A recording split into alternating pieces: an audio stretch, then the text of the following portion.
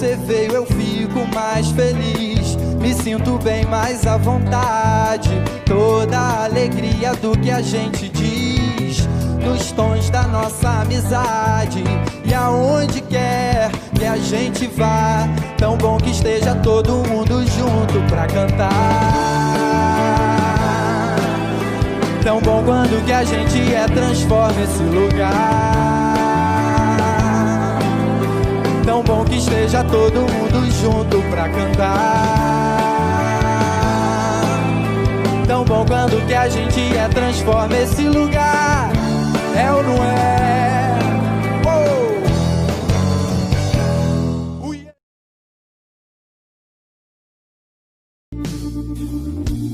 Um dia a gente aprende a confiar em um Deus que faz milagres, que ouve a nossa oração, que se faz presente aqui.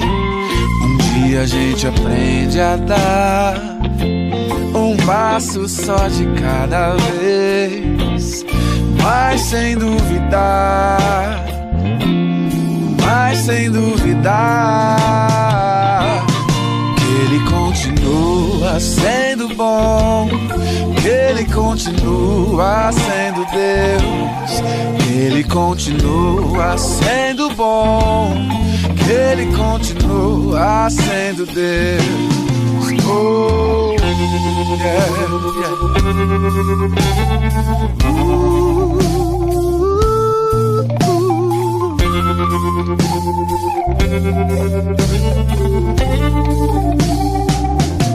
Então chega o dia de viver tudo que se aprender e a enxergar até o que não se pode ver. Chega o dia de entender, até ouvir o não de Deus, mas sem duvidar, oh, mas sem duvidar que Ele continua sendo bom, que Ele continua sendo Deus, que Ele continua sendo bom, que Ele continua sendo Deus, que Ele continua sendo bom, que Ele continua sendo Deus, que Ele continua sendo bom, que Ele continua sendo Deus.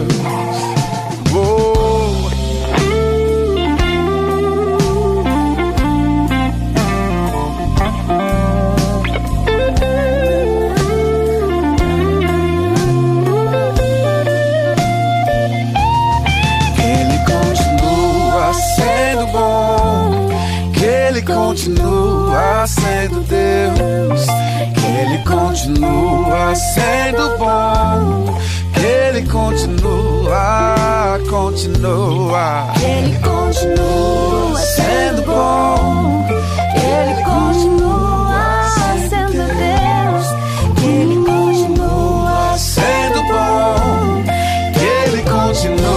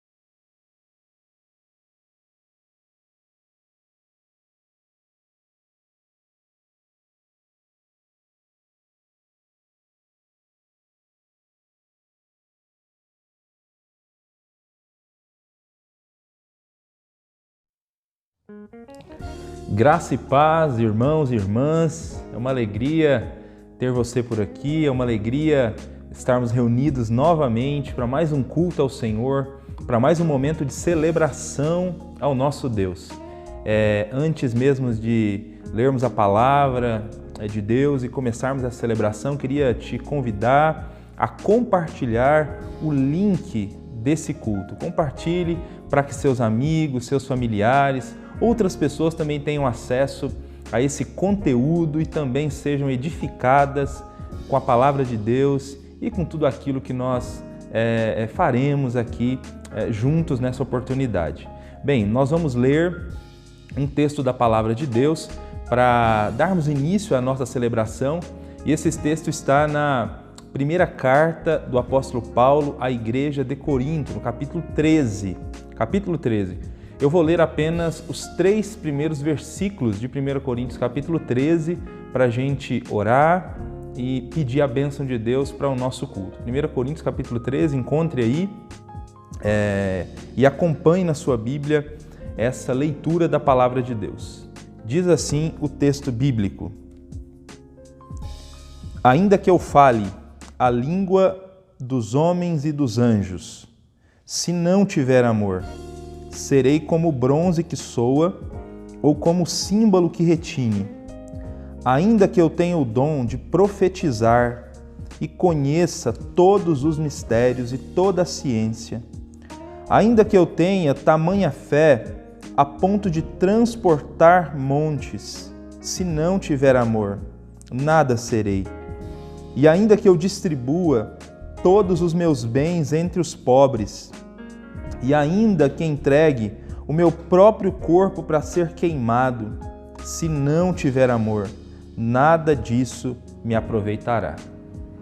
Pois bem, diante dessa leitura, desse texto da palavra de Deus, queria convidar você para que nós oremos junto ao Senhor e peçamos a bênção dele para esse nosso tempo de celebração. Vamos orar, vamos pedir a bênção de Deus. Tente se concentrar nesse período de culto aqui, para que junto a gente cante a Deus, ore a Deus e reflita junto na palavra dele.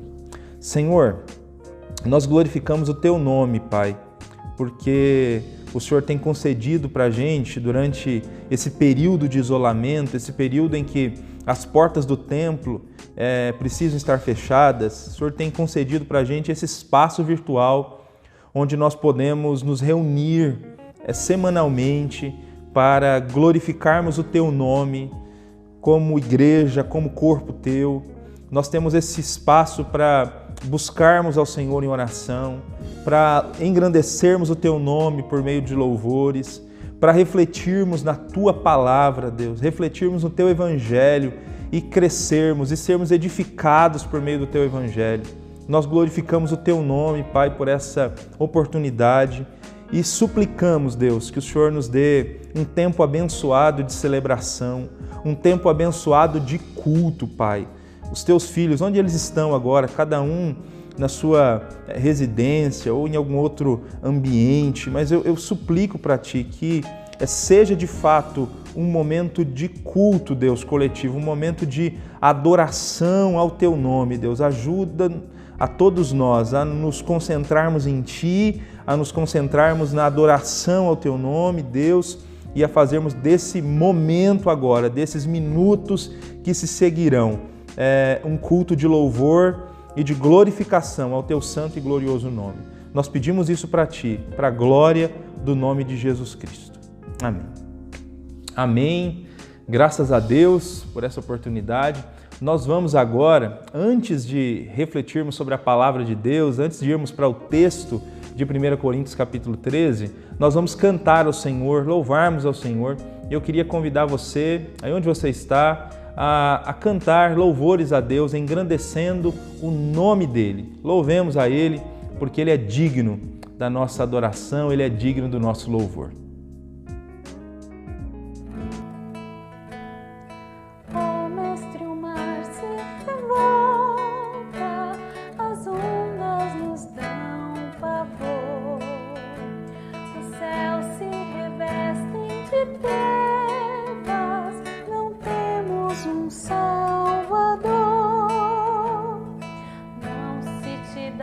Que morramos,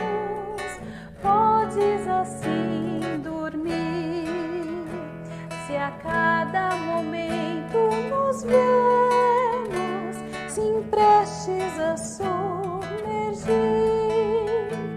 As ondas atendem ao meu mandar, sossegai. Sejam encapelado mar, a ira dos homens, o gelo do mal, tais águas não podem a nau tragar, que leva o Senhor, Rei dos céus e mar. Pois todos ouvem ao meu mandar, sossegai, sossegai, convosco estou para vos salvar, sim, sossegai.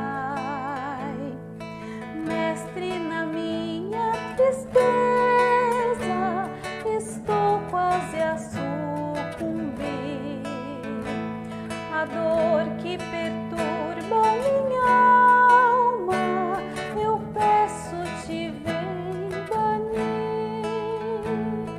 De ondas do mal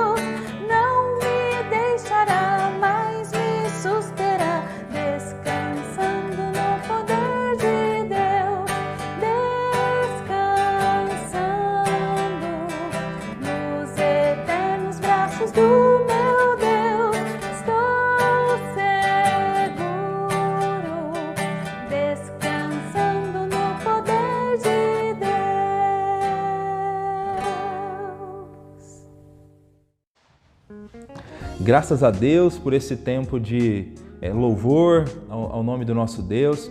Agora nós vamos refletir na palavra de Deus. Nós estamos já há um bom tempo na nossa comunidade estudando sobre a primeira carta do apóstolo Paulo à igreja de Corinto. E nós chegamos no capítulo 13 de 1 Coríntios. Estamos numa temporada de sermões onde a reflexão tem como base o tema dons. Nós estamos falando sobre os dons espirituais. Multiforme, a manifestação dos dons é o tema dessa temporada. E nós vamos hoje refletir, continuando os sermões dentro dessa temática, refletir sobre 1 Coríntios capítulo 13, que é um capítulo que fala sobre o amor, sobre a supremacia do amor em relação aos dons espirituais. Eu queria ler mais alguns versículos de 1 Coríntios 13, antes mesmo da gente começar, para a gente pedir a bênção de Deus também para esse tempo que teremos de reflexão. Eu vou ler 1 Coríntios 13 e agora eu quero ler a partir do versículo 4. Tá? Nós lemos introdutoriamente até o versículo 3 e agora eu vou ler a partir do versículo 4. 1 Coríntios 13. Paulo diz o seguinte: o amor é paciente e benigno, o amor não arde em ciúmes, o amor não se ufana, não se ensoberbece, não se conduz inconvenientemente, não procura os seus interesses, não se exaspera, não se ressente do mal, não se alegra com a injustiça, mas regozija-se com a verdade. Tudo sofre, tudo crê, tudo espera, tudo suporta. Pois bem, vamos orar a Deus nesse momento, pedir que Ele fale com a gente por meio da Sua palavra nesse momento de reflexão. Senhor, nós te agradecemos, nós te louvamos por essa oportunidade que temos de abrir o Teu Evangelho mais uma vez e podermos falar sobre ele, podermos refletir sobre ele. Fala com a gente, meu Deus, fala por meio da Tua palavra. Nós acreditamos que o Espírito Santo fala por meio do Evangelho, o Espírito Santo fala por meio das Escrituras e nós desejamos isso hoje, Deus, desejamos ouvir a Tua voz, desejamos ouvir o Senhor falando conosco e ministrando ao nosso coração. No nome de Cristo é o que nós te pedimos. Amém.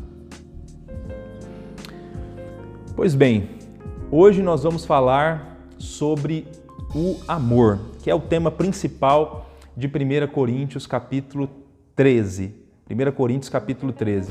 A proposta é refletir um pouco sobre o ambiente onde nós exercitamos os dons espirituais. E por isso esse capítulo trata sobre amor. Muita gente costuma tratar o amor como um sinônimo de emoção, né? Quando o coração dispara, quando dá aquele frio na barriga. Então, às vezes o amor é tratado como sinônimo desse tipo de emoção, né? Coração disparando, ou frio na barriga. Muita gente trata o amor também como um mero sentimento, né? quase que platônico. Mas, de acordo com esse texto da Palavra de Deus, de acordo com 1 Coríntios capítulo 13, fica muito claro que da perspectiva bíblica, o amor é muito mais do que mera emoção, é muito mais do que mero sentimento. O amor, ele é prático. O amor tem a ver com ações intencionais e práticas em relação àquele que se diz que se ama. Então, é importante refletirmos sobre isso e entender esse conceito de amor presente em 1 Coríntios capítulo 13.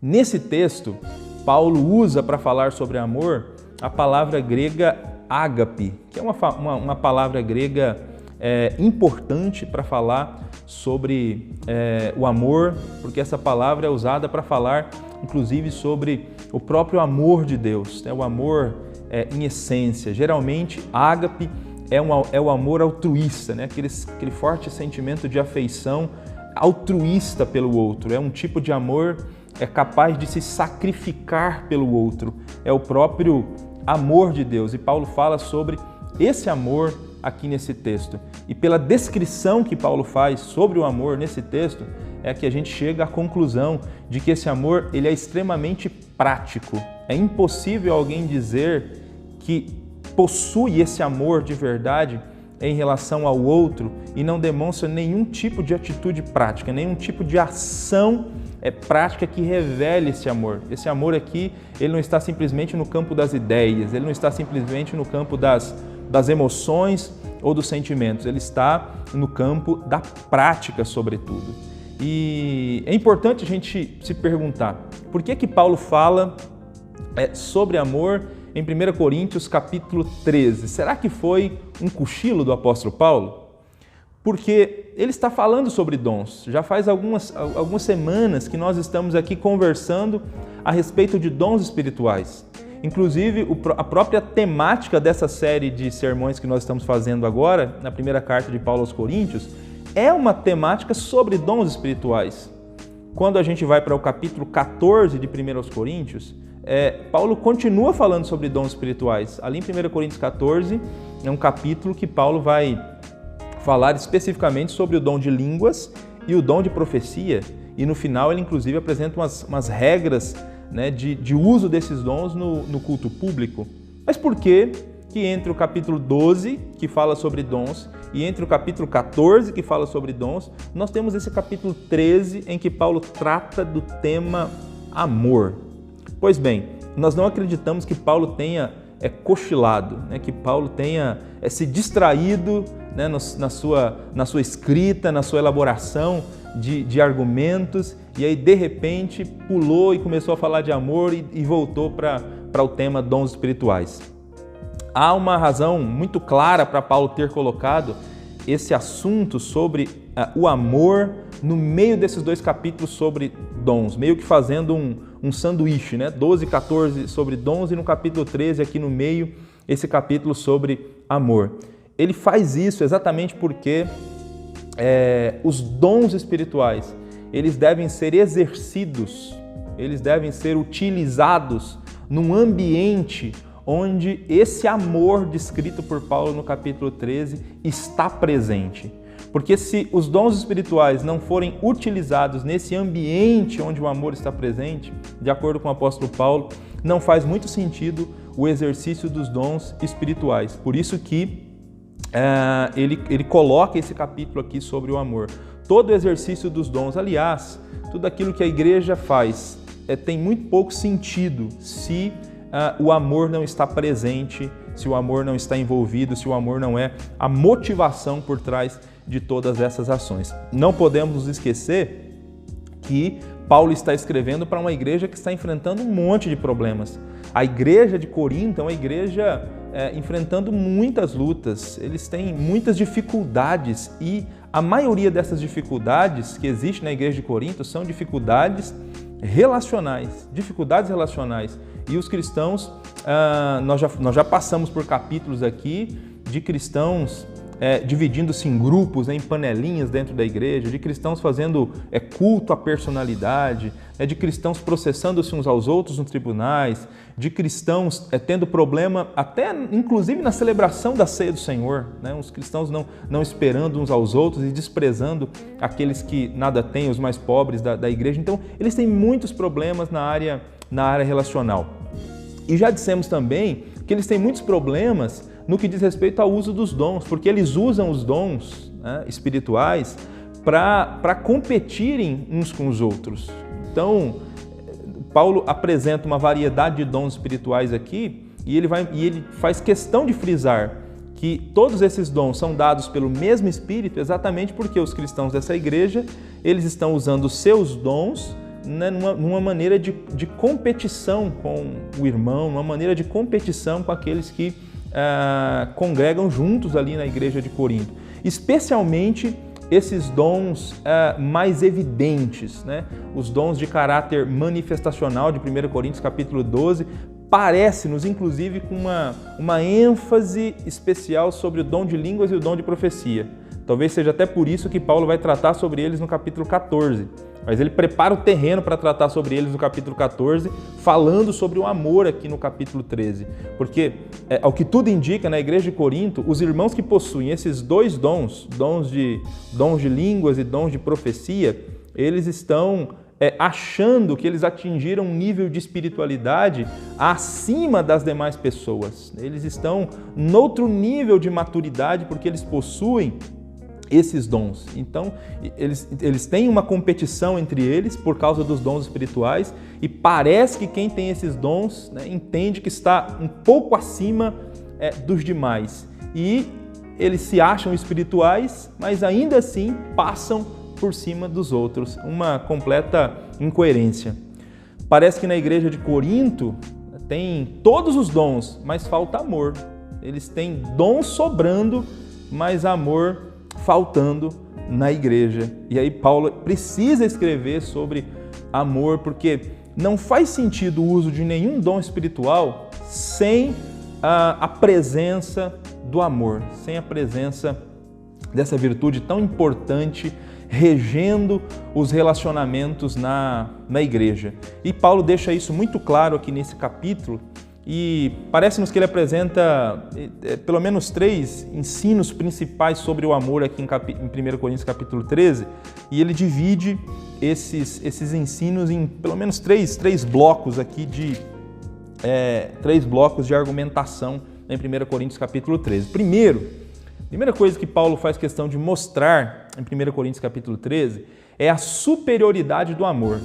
Esse é o tema inicial de Paulo nos 3 primeiros versículos de 1 Coríntios capítulo 13. Então veja como ele começa o texto. Ainda que eu fale a língua dos homens e dos anjos, se não tiver amor, serei como bronze que soa ou como símbolo que retine. Então veja que línguas de homens ou de anjos, né? Sem a presença do amor, é mero barulho, de acordo com o apóstolo Paulo. Inclusive barulho que incomoda. Estudando um pouco mais sobre esse texto aqui, você vai descobrir, se você for para estudiosos, inclusive que analisam as questões contextuais aqui da época da cidade de Corinto, né, no primeiro século, parece que Paulo está fazendo uma menção velada a alguns cultos a deuses pagãos que haviam na cidade de Corinto, principalmente os cultos a Dionísio e a Cibele. Então, os adoradores desses cultos, eles eram convocados para as celebrações, lembrados dessas celebrações com barulhos de gongos mesmo, em bronze e símbolo que retine. Então, é uma menção a esses toques que eram dados de tempos em tempos ali na cidade de Corinto, convocando as pessoas para o culto. Mas não era uma música coordenada, não era uma música em harmonia, eram simplesmente mesmo gongos mesmo, eram simplesmente barulho para convidar, porque eles acreditavam que esses barulhos eram importantes para 2 coisas, para despertar a atenção dos adoradores, para que eles fossem para o templo para adorar, e também para espantar os demônios. Por isso que eles faziam muito barulho, mas era um barulho que incomodava, era um ruído que incomodava, era um barulho que as pessoas da cidade não gostavam, né, de quando esses barulhos eles eram feitos pelos adoradores de Cibele e de Dionísio. Então, Paulo está dizendo o seguinte, que qualquer tipo de língua, né, qualquer tipo de manifestação de êxtase sem amor é barulho apenas, é barulho, e barulho que incomoda os outros ainda, barulho que traz desconforto para aqueles que estão no ambiente. Ainda que eu tenha o dom de profetizar, diz Paulo no versículo 2, e conheça todos os mistérios e toda a ciência, e ainda que eu tenha a fé, capaz de transportar montanhas, se eu não tiver amor, nada serei, nada serei. Alguns irmãos achavam-se mais espirituais, alguns irmãos achavam-se mais importantes, alguns irmãos achavam que tinham atingido alguns patamares de maturidade, tinham algumas credenciais, porque eles profetizavam, porque eles tinham o dom de profetizar, porque eles já tinham experimentado dons miraculosos, inclusive dons de operar milagres. Paulo diz, não é porque alguém experimentou, alguém foi um instrumento por meio do qual Deus realizou um milagre, não é porque alguém foi um instrumento por meio do qual Deus trouxe uma revelação para uma outra pessoa, que isso faz com que essa pessoa aqui atinja ou tenha algum tipo de credencial superior na igreja. Nada serei. Se você tem dom de profecia, se você tem dom de operar milagres, mas não tem amor, você não é nada, não é nada. Porque o que nos credencia como discípulos do Senhor Jesus Cristo, o que nos faz de fato ser alguma coisa, é o amor, essa virtude tão importante na igreja cristã.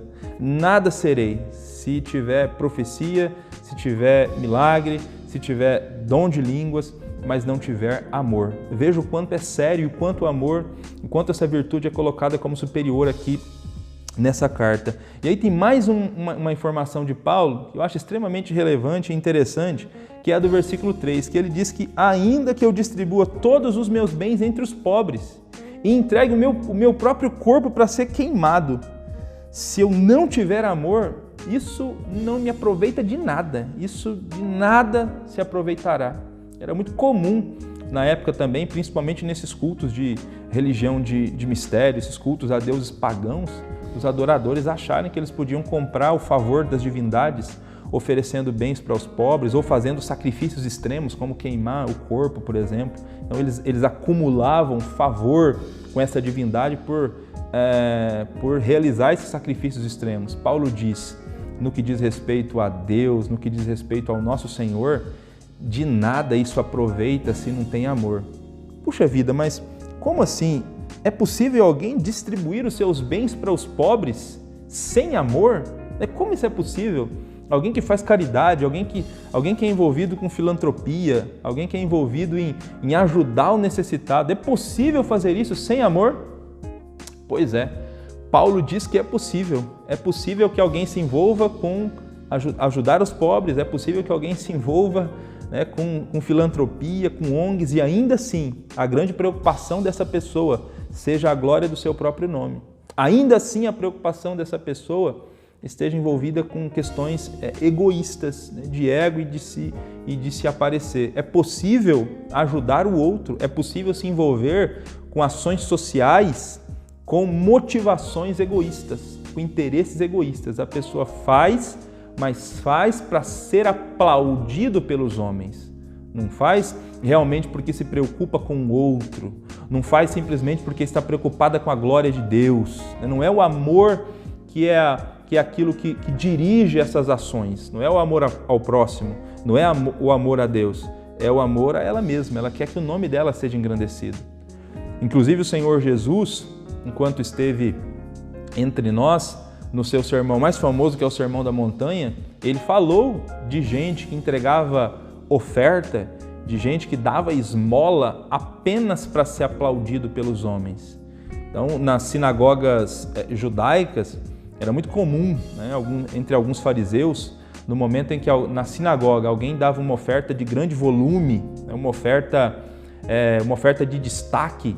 Então, quando essa pessoa levava essa oferta até a frente, essa oferta era divulgada. Ele anunciava, ele tinha essa oportunidade de anunciar essa oferta para todos aqueles que estavam na sinagoga. E nesse momento, trombetas eram tocadas. Por que as trombetas eram tocadas? A ideia era para chamar a atenção dos anjos, porque uma grande benevolência estava acontecendo naquele lugar. Então, veja que cenário montado para que a pessoa seja aplaudida, para que a pessoa seja reverenciada. Parece que muitos dos que se envolviam nessa prática estavam mais preocupados com a sua glória, estavam mais preocupados com o engrandecimento do seu próprio nome do que propriamente dito com a glória de Deus, ou preocupado em atender o necessitado e aquele que precisava de alguma ajuda financeira ou ajuda de alguma da outra sorte.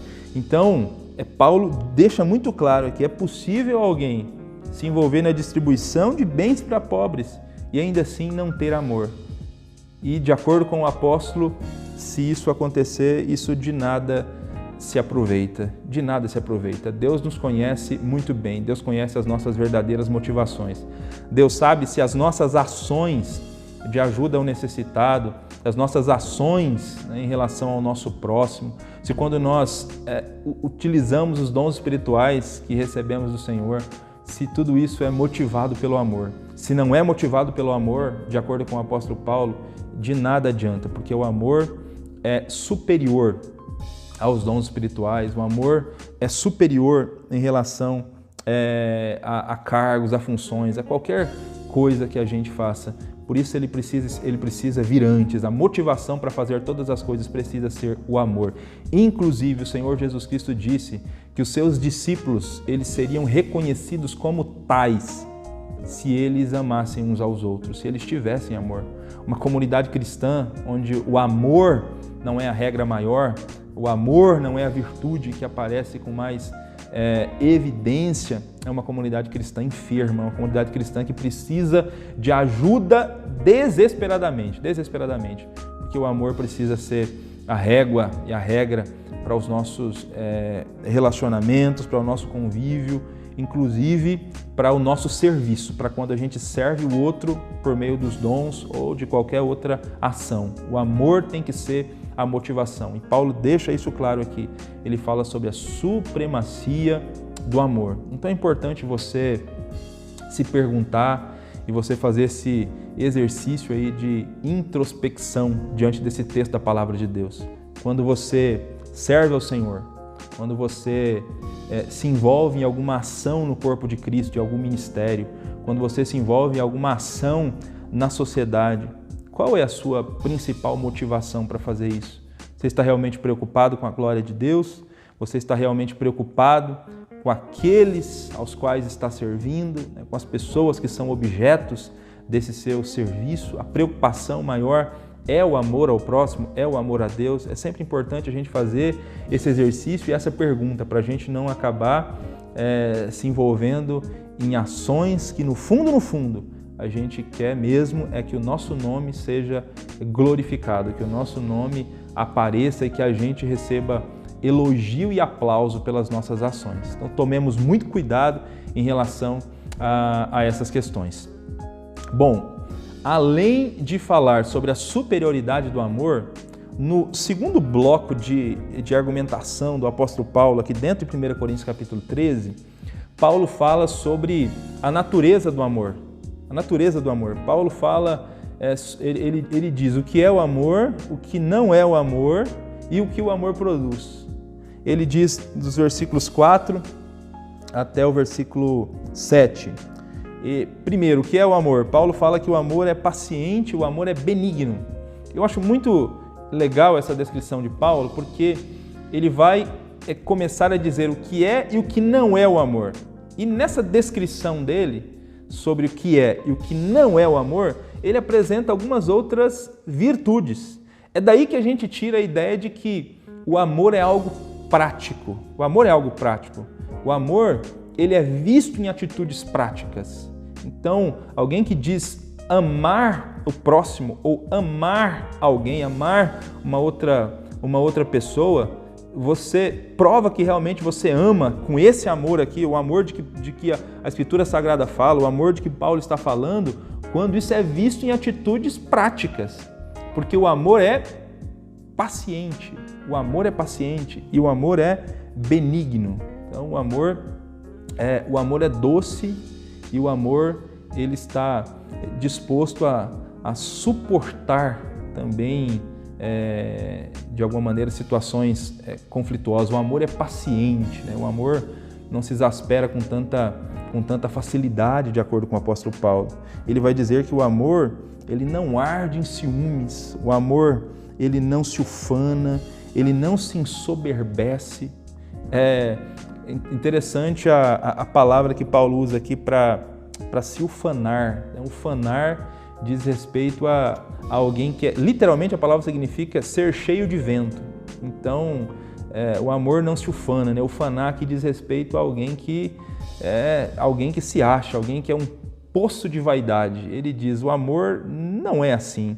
O amor não se ensoberbece, o amor não é arrogante, o amor não é não é orgulhoso, o amor não é controlador. Paulo fala de ciúme aqui, ele está falando de ciúme no sentido negativo. Então, a pessoa que tem medo de perder o outro, então esse sentimento chamado ciúme, ele leva à insegurança, e aí por conta dessa insegurança, geralmente algumas pessoas ciumentas tentam viver uma relação com a outra pessoa de controle. Então o amor não é ciumento, o amor não se ufana, o amor não se ensoberbece, o amor não se conduz de maneira inconveniente, ele não procura os seus interesses e nem se exaspera e também não se ressente do mal, diz aqui o apóstolo Paulo no versículo 5 de 1 Coríntios capítulo 13. Então veja, quando ele começa a descrever essa virtude chamada amor, tão comentada e tão falada por nós, no nosso dia a dia, nos nossos relacionamentos, ele diz que o amor não busca os seus próprios interesses. Então, o amor não é egoísta, o amor é outro-centrado, né? O amor se preocupa com o interesse de outras pessoas. Aqueles que amam estão preocupados, né, com aquela pessoa que se diz ser objeto do amor. Está preocupado com os interesses do outro e não apenas com os seus próprios interesses. Muito difícil alguém que diz que ama o outro e nessa relação ela só se preocupa com os seus próprios interesses, só se preocupa em realizar suas próprias vontades. Isso está acontecendo em Corinto, irmãos. Em Corinto, parece que os cristãos ali dessa cidade, eles amam, mas não é um amor outro-centrado, não é um amor centrado no outro e na outra pessoa. É um amor autocentrado, eles estão preocupados apenas consigo mesmo e com as suas próprias vontades. Mas Paulo diz que o amor não procura os seus próprios interesses, o amor não se exaspera e nem se ressente do mal. Tem gente que se explode facilmente, tem gente que se magoa muito facilmente. Já conviveu com pessoas hipersensíveis? Tem pessoas que são hipersensíveis. Você vai conversar com essa pessoa, alguém já lhe dá a dica: olha, essa pessoa é muito melindrosa, cuidado com o que você vai falar.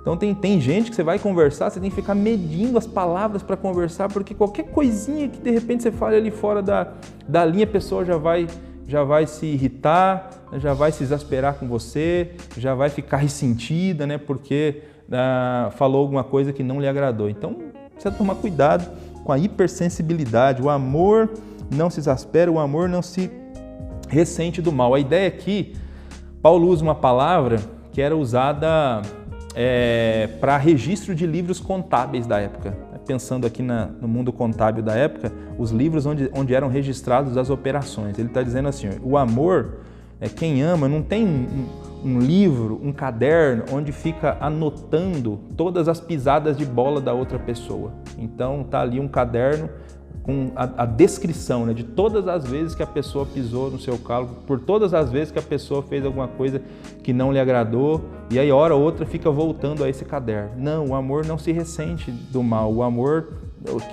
não tem um caderno com uma anotação de todas as vezes que o outro pisou na bola. Paulo diz, isso não é isso que é o amor. O amor não se ressente do mal. Então, veja que são todas atitudes práticas. Ele vai descrever o que é e o que não é o amor, e ele faz essa descrição com atitudes práticas. Daí a ideia de que o amor é prático, né? O amor genuíno é visto em ações práticas. Além disso, Paulo diz que o amor não se alegra com a injustiça, mas regozija-se com a verdade. Então, quem ama está preocupado com a justiça, está preocupado que aquilo que é correto aconteça, que aquilo que é verdadeiro aconteça. Quem ama não se alegra com o mal feito, né? Não se alegra com a injustiça. Outra ação extremamente prática que Paulo apresenta nesse texto para definir o que é o amor, para dizer, nesse caso aqui, o que não é o amor. Ele diz também no versículo 7 que o amor tudo sofre, o amor tudo crê, o amor tudo espera e o amor tudo suporta. Então, quem ama está disposto a enfrentar circunstâncias adversas para manter e para nessa construção, né, manter relacionamentos. Os seres humanos não são perfeitos.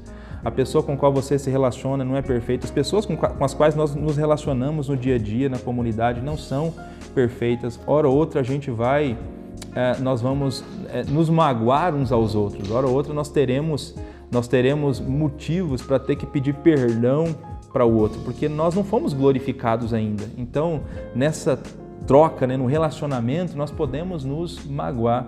E o amor é essa virtude que está disposta a caminhar uma milha a mais, que não aceita o fracasso como destino final.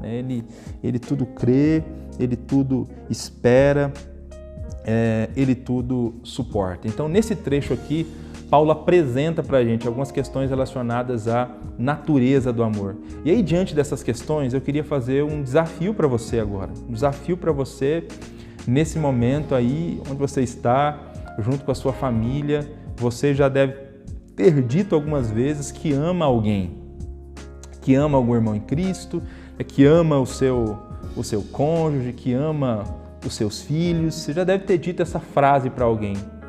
Talvez alguns mais, outros menos, né? Tem gente que tem muita dificuldade de dizer essa frase, mas independente de dizer ou não, né? Se você tem consigo mesmo que você ama alguém, eu queria desafiar você a passar pelo crivo da Escritura Sagrada, passar por esses itens que Paulo mencionou aqui agora, versículos 4, 5, 6 e 7, essa virtude, esse amor que você diz ter por essa pessoa.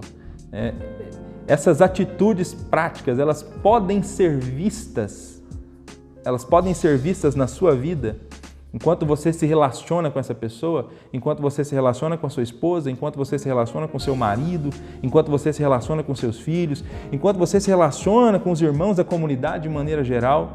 Essas virtudes podem ser vistas no seu dia a dia, essas virtudes podem ser vistas, né, na sua caminhada com essas pessoas que você diz amar. Muito importante, irmãos, a gente fazer essa reflexão para que amor não seja apenas uma palavra ou um discurso desprovido de significado na nossa vida. Façamos essa reflexão e, no nome de Cristo, se de repente você identificar que está faltando algumas dessas ações, está faltando muita coisa, suplique a graça e a ajuda do Espírito Santo. Sem Ele a gente não consegue mesmo. Nós somos seres humanos caídos, nós estamos lutando contra o pecado, a nossa natureza não foi completamente glorificada ainda. Então peça ajuda, graça de Deus. E com a força do Espírito, com a graça de Deus, a gente pode ser melhor e a gente pode se relacionar melhor com aqueles que estão perto de nós, com aquelas pessoas que nós dissemos amar. Amém? Pois bem, Paulo fala então da superioridade do amor e Paulo também fala sobre a natureza do amor em 1 Coríntios 13. E por fim, Paulo fala também nesse texto sobre a duração do amor, sobre a eternidade do amor. Olha aí na sua Bíblia, versículo 8. O amor jamais acaba. Havendo profecias, desaparecerão. Havendo línguas, cessarão. Havendo ciência, passará. Porque em parte conhecemos, em parte profetizamos. Quando, porém, vier o que é perfeito, então o que é em parte será aniquilado. Quando eu era menino, falava como menino, sentia como menino, pensava como menino. Quando cheguei a ser homem, desisti das coisas próprias de menino. Porque agora vemos como em espelho, obscuramente, então veremos face a face. Agora conheço em parte, então conhecerei como também sou conhecido. Agora, pois, permanecem a fé, a esperança e o amor. Estes três, porém, o amor é o maior deles. Então veja que Paulo diz que o amor jamais acabará. A ideia da palavra que aparece aqui em 1 Coríntios 13 é que o amor jamais entrará em colapso. Essa virtude chamada amor, é o amor que Deus demonstrou para a humanidade, o amor que Deus quer que jorre de nossas vidas por Ele e pelas outras pessoas. Esse amor jamais entrará em colapso, jamais deixará de existir. Paulo diz que os dons um dia cessarão. Os dons cessarão. As línguas cessarão. As profecias cessarão. Mas o amor jamais entrará em colapso. O amor jamais cessará. Ele fala de quando vier o que é perfeito, que hoje nós só conhecemos em parte, mas um dia virá o que é perfeito, então o que é em parte será aniquilado. Paulo está fazendo uma menção aqui à volta do próprio Senhor Jesus, quando Jesus vier para trazer plenitude a todas as coisas. Ele diz que, em alguma medida, nós seres humanos ainda não somos maduros, pelo menos não tão maduros como deveríamos ser. Ele usa aqui um exemplo de uma criança e de um adulto. Né? Quando ele é criança, ele age como criança, mas quando se torna homem, desiste das coisas de criança. Diz que hoje a gente está olhando num espelho, e num espelho embaçado. Ele está dizendo isso porque os espelhos da época não eram como os espelhos de hoje. Os espelhos de hoje, quando nós olhamos, né, a imagem no espelho é nítida. Mas os espelhos da época do apóstolo Paulo, eles não eram como os espelhos de hoje. As pessoas, elas olhavam imagens turvas, imagens um tanto quanto embaçadas no espelho. Ele usa esses dois exemplos. O exemplo do menino que pensa como menino, mas de repente vira homem e aí tem que pensar como um adulto, né? como um homem. E o espelho embaçado, mas que um dia será nítido, para dizer que chegará esse dia que Jesus Cristo voltará. E nesse dia, quando Jesus Cristo voltar para trazer o seu reino de maneira plena, então tudo isso que hoje é em parte e que não é completo, tudo isso um dia passará e nós chegaremos à maturidade completa, à maturidade perfeita. Né? E nesse dia, quando esse dia chegar, o amor ainda continuará sendo uma virtude que deverá reger os nossos relacionamentos com Deus, os nossos relacionamentos com as outras pessoas. O amor vai continuar, o amor não vai entrar em colapso. Tem muita coisa hoje que é para ajudar a gente nessa caminhada rumo à maturidade. Nós não chegamos ainda na caminhada rumo à maturidade. Então tem muitas coisas que Deus nos deu, muitas ferramentas aqui nesse meio de caminho, inclusive os dons são ferramentas nesse meio de caminho que Deus nos deu para ajudar a gente a caminhar rumo à maturidade. Não faz sentido usar essas ferramentas sem o amor, mas porque a gente não atingiu a maturidade ainda, às vezes nós somos inconstantes aqui. Mas um dia chegará o que é perfeito. Um dia Jesus Cristo voltará. Um dia nós chegaremos à maturidade plena. Um dia nós não vamos enxergar mais um espelho embaçado. Nós vamos enxergar de maneira nítida quando Jesus Cristo voltar. E quando esse dia chegar, o amor ainda será uma virtude importantíssima para os cristãos. Os dons desaparecerão, mas o amor continuará. Os dons, nós poderíamos dizer que eles são como andaimes numa construção. Enquanto o prédio está sendo construído, os andaimes são importantes para ajudar na construção do prédio. Uma vez que o prédio ele terminou de ser construído, a construção acabou, os andaimes são desmontados e aí permanece a construção. Os dons são os andaimes. Um dia eles serão tirados, quando vier o que é perfeito, quando nós chegarmos à maturidade plena. E nesse dia, Paulo diz que também então conhecerei como também sou conhecido. A última parte do versículo 12. Muitas pessoas acham que conhecem a si mesmos. E, aliás, ao longo da história, muitos seres humanos estão nessa busca de tentar conhecerem plenamente a si mesmos. Essa busca, meus irmãos, minhas irmãs, essa busca ela só será completa, essa busca só será perfeita quando vier o que é perfeito, quando Jesus Cristo voltar. Nós só conheceremos plenamente quem nós somos e nós só conseguiremos entender plenamente o que passa dentro de nós, plenamente a nossa humanidade, quando vier o que é perfeito, quando vier o Senhor Jesus Cristo. E Ele vai nos devolver a eternidade, nós vamos ser glorificados, nós seremos como Ele é, nós entenderemos plenamente quem nós somos. Nenhum ser humano, por mais que se esforce, ainda conseguiu entender plenamente quem Ele é, entender plenamente todos os seus anseios, ter todas as respostas possíveis de dúvidas que tem sobre a existência respondidas de maneira plena e suficiente. Um dia, quando vier o que é perfeito, nós nos conheceremos porque saberemos como somos conhecidos por Ele. Deus nos conhece plenamente. Deus nos conhece, né, com toda a perfeição. E nesse dia, quando vier o que é perfeito, nós seremos conhecidos, né, por nós como nós somos conhecidos por Ele. Paulo finaliza apresentando 3 virtudes cristãs importantes: fé, esperança e amor. E diz: o maior é o amor.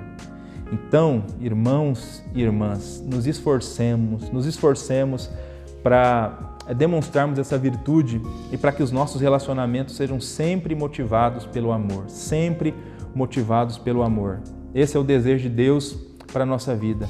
Dons espirituais são importantes, dons espirituais devem ser exercitados na igreja para o bem do outro, mas todo exercício de dons, todo exercício de serviço deve ser motivado pelo amor. Eu queria terminar essa palavra lembrando para você um texto de Apocalipse capítulo 2. Apocalipse 2 e 3, Jesus escreveu cartas para 7 igrejas. A primeira carta que nós temos em Apocalipse capítulo 2 é uma carta que Jesus escreveu para a igreja de Éfeso, para a igreja que estava em Éfeso. E a carta que Jesus escreveu para essa igreja mostra que a igreja de Éfeso era uma igreja ativa, uma igreja com cristãos empenhados em realizar atividades para Deus, em cristãos empenhados para servir. Parece que os ministérios estavam em franco funcionamento. Era uma igreja comprometida com a verdade, inclusive. Paulo, nessa carta que Jesus enviou para essa igreja, né, não é uma carta de Paulo, João escreveu o Apocalipse, mas é um recado de Jesus para essa igreja. Jesus, inclusive, chega a dizer para a igreja de Éfeso que eles rejeitavam, eles provavam os falsos mestres, porque eles não queriam aceitar a falsa doutrina, eles eram ferrenhos defensores da verdade. Então era uma igreja assim, ortodoxamente íntegra, né? Tinha uma boa doutrina, né? Com atividades em franco funcionamento. Mas Jesus disse que tinha um problema com essa igreja, um problema sério, tão sério que se eles não se arrependessem desse problema, Jesus viria e tiraria o candelabro desta igreja, o candeeiro, o castiçal dessa igreja. No capítulo 1 de Apocalipse, o candelabro é uma referência à própria igreja, né? Jesus caminha ali no meio de 7 candeeiros e depois, na hora da interpretação, é dito que esses candeeiros eram uma representação das igrejas. E Jesus disse para Éfeso: se vocês não se arrependerem, eu virei e tirarei o candeeiro do lugar de vocês. Então, a igreja de Éfeso estava correndo o risco de não ser mais reconhecida como uma igreja pelo próprio Senhor Jesus Cristo. Ela poderia ser reconhecida como igreja pelos outros, pelas pessoas, né, que não conheciam exatamente os submundos da alma de cada pessoa, né? Mas pelo Senhor Jesus não seria reconhecida como tal. Mas por quê? Se era uma igreja tão envolvida com o serviço, se era uma igreja que tinha uma doutrina boa e gente defendendo essa doutrina, o problema de Éfeso, de acordo com Jesus, é que eles haviam abandonado o primeiro amor. E o que significa abandonar o primeiro amor? A palavra primeiro, que é usada em Apocalipse, ela pode ter 2 sentidos. Ela pode significar primeiro em relação a tempo, a cronologia. Então, o amor que vocês tinham lá no início da fé, ou primeiro no sentido de importância. O amor que é o mais importante. Parece-nos, irmãos e irmãs, que faz muito mais sentido entender a palavra primeiro aqui nesse texto como o amor que é o mais importante, o amor que é essencial. Uma igreja não pode ser reconhecida como igreja se nessa igreja não há amor. Parece que em Éfeso eles serviam a Deus, mas serviam sem amor. Parece que em Éfeso havia culto, havia louvor, mas isso era feito sem amor. Parece que na igreja de Éfeso havia gente defendendo a doutrina, mas era feito sem amor. Era uma igreja doutrinariamente íntegra, mas uma igreja que carecia, que faltava do amor verdadeiro. Aquele amor que, de acordo com Jesus, o principal mandamento é: ame a Deus sobre todas as coisas. E o segundo, semelhante a esse, o próximo como a ti mesmo. Então toda a lei se resume nisso, se resume em amar a Deus e amar o próximo. Isso faltava em Éfeso e Jesus deu uma séria advertência para aquela igreja. Parece que isso estava faltando em Corinto também. Paulo precisou falar sobre o amor em 1 Coríntios capítulo 13, porque essa virtude estava em escassez dentro da igreja de Corinto.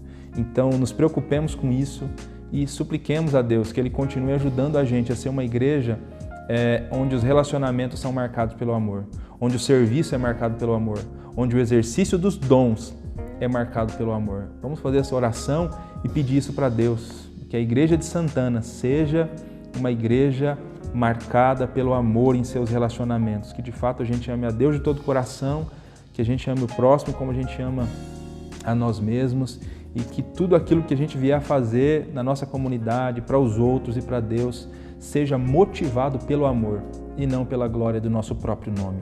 Vamos fazer essa oração, vamos pedir isso para Deus nesse momento. Eu queria convidar você para que a gente orasse nessa hora e apresentasse a nossa vida ao Senhor e suplicássemos para Deus nesse momento, graça dEle, força dEle, para a gente conseguir atender as orientações presentes em 1 Coríntios capítulo 13. Vamos orar? Pai, nós te glorificamos por esse texto da Tua palavra, Deus.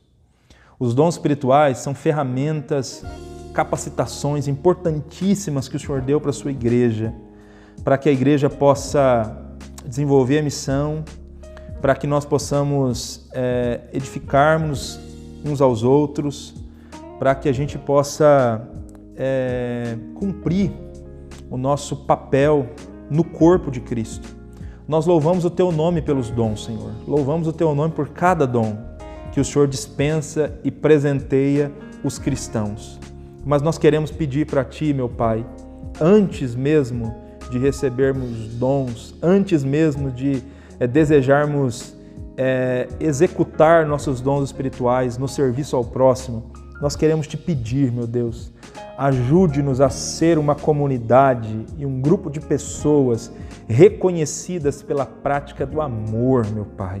Em nome de Jesus Cristo, que nos nossos relacionamentos, no nosso serviço nos ministérios, tudo aquilo que a gente vier a fazer para Ti, Senhor, que tenha como motivação o amor. O amor. Desperta-nos para a ajuda ao próximo, desperta-nos para ajudar o pobre, desperta-nos para a gente realizar ações solidárias em relação àqueles que nada têm. Se a gente tem condição, motiva-nos a fazer isso, mas motiva-nos a fazer isso pelas razões corretas, meu Deus.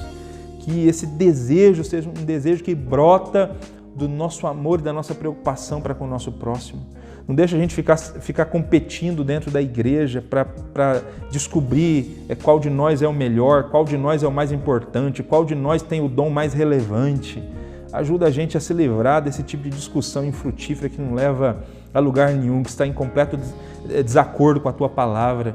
Que a gente se preocupe mesmo, Deus, em amar o Senhor de todo o nosso coração, em amar o nosso próximo como a nós mesmos. Ajuda a gente na nossa experiência diária de amar o nosso próximo, de amar a nossa esposa, de amar os nossos filhos, de amar os nossos outros irmãos em Cristo. Ajuda-nos, Deus, que nessa nossa experiência diária de amar o outro, essas marcas apresentadas por Paulo aqui em 1 Coríntios 13 possam estar presentes.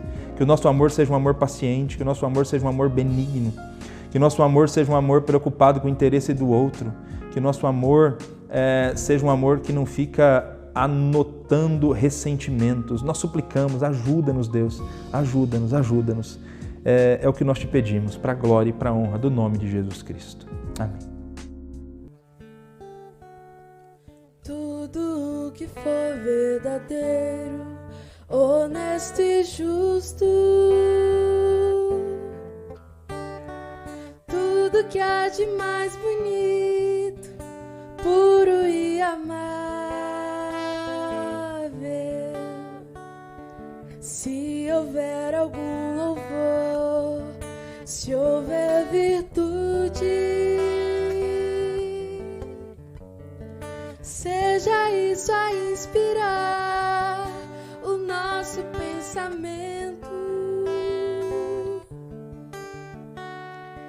para que não haja em nós temor diante do que há de vir. Antes de tudo, lembramos, diante de Deus nossas vidas estão. E assim não haja em nós temor diante do que há de vir. A paz que só Deus nos pode dar sempre há de nos guardar em Cristo Jesus.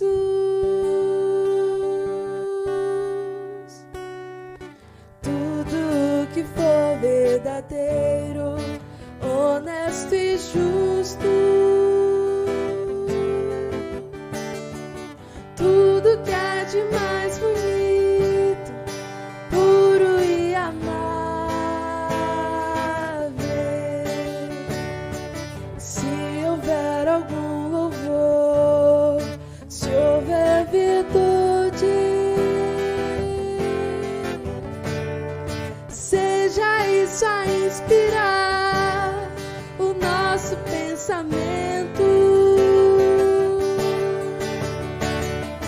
para que não haja em nós temor diante do que há de vir. Antes de tudo, lembramos, diante de Deus nossas vidas estão.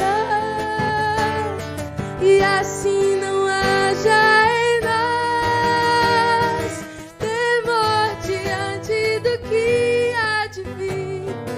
A paz que só Deus nos pode dar sempre há de nos guardar em Cristo Jesus.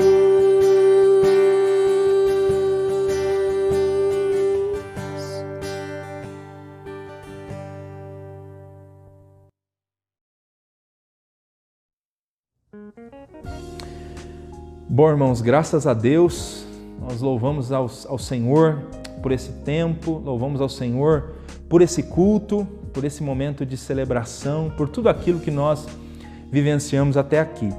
Agora, nós vamos para um momento também importante dessa celebração, que é aquele momento onde nós adoramos a Deus por meio da entrega dos dízimos e por meio das nossas ofertas. Eu queria convidar você a devolver o seu dízimo, a entregar a sua oferta, a participar desse momento.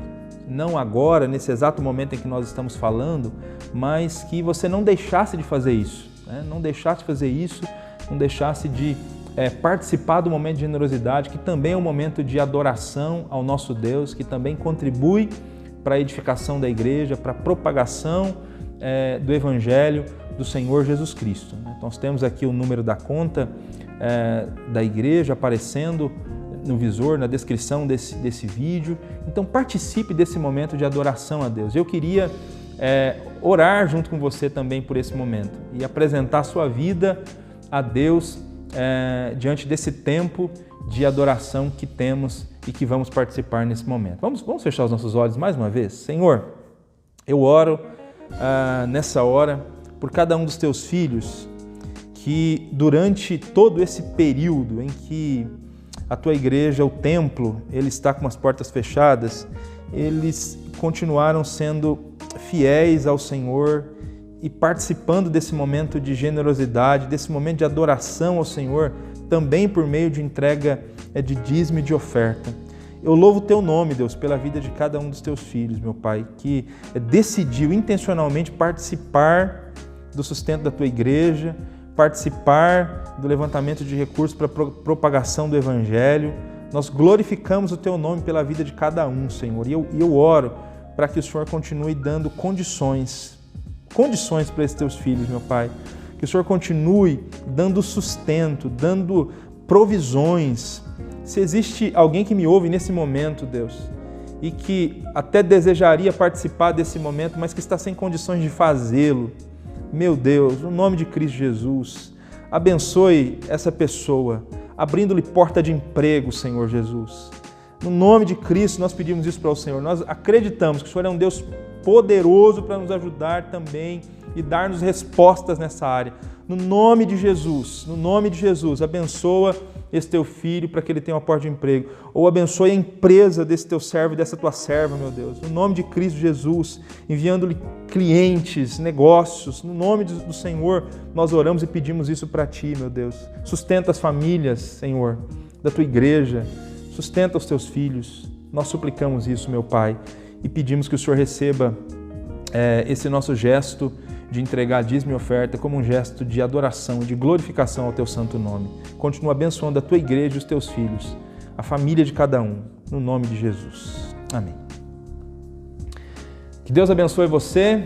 Foi uma alegria poder participar junto com os irmãos dessa celebração, desse culto. Que o Senhor continue dando graça a cada um de nós. Tenha um sábado feliz, tenha um sábado abençoado aí junto com a sua família. É o nosso desejo e a nossa oração. Até o nosso próximo culto, até a nossa próxima celebração, no nome de Jesus.